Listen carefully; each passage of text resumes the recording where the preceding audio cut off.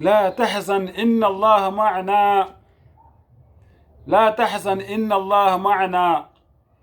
ungesabi uNkulunkulu unathi ungesabi uNkulunkulu unathi incwadi uDeuteronomy 10 iverse 12 manje uJehova uNkulunkulu wakho ufunani kuwe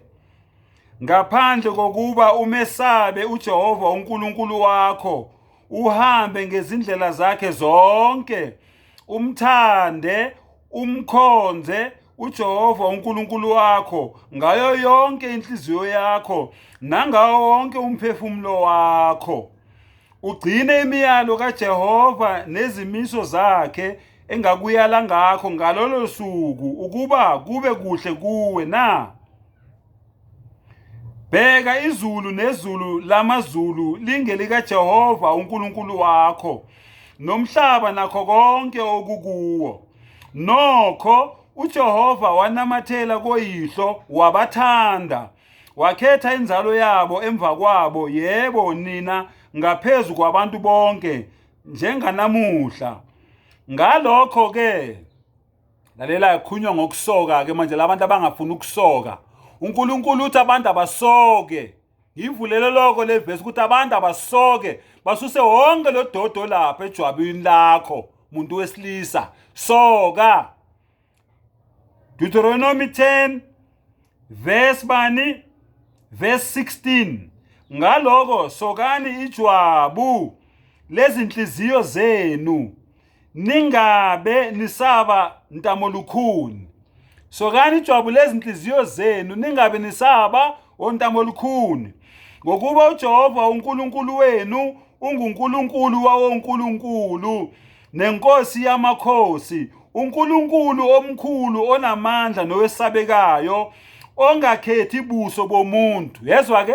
umdala weinsuku akakhethi buso bomuntu ufuna sonke simkhonze ngendlela efanayo uyiJuda uyibhunu uyiShayina uyiNdiya umuntu omnyama uyiNigerian uyiAlgerian uyiZimbabwe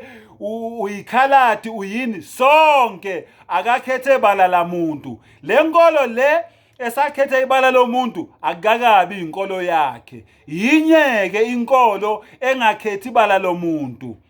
uyathanda awuthandi zokutshela iIslam kuphela inkolo yokuzehlisa inkolo yokuzithoba ngaphansi kwentando kaNkulunkulu akakhethe balala muntu nongamukeli imvuzo lo nkulunkulu esimkhonzayo akamukeli imvuzo akadingi lutho kithi uyenza ukwahlulela kwezintandane nokomfelokazi uyathanda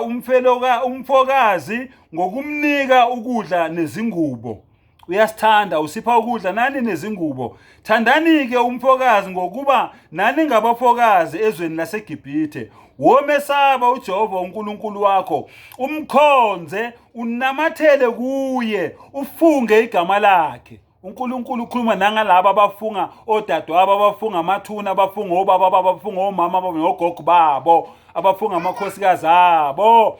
funga igama likaNkulunkulu kuphela uludumo lwakho unguNkulunkulu wakho okwenzele lezi zinto ezinkulu nezesabekayo azibonileyo amehlo akho funga uNkulunkulu yena yedwa umkhonze yena yedwa ungabi nabanye onkulunkulu ngaphandle kwakhe wa akhiru dawana anilhamdulillahi rabbil alamin.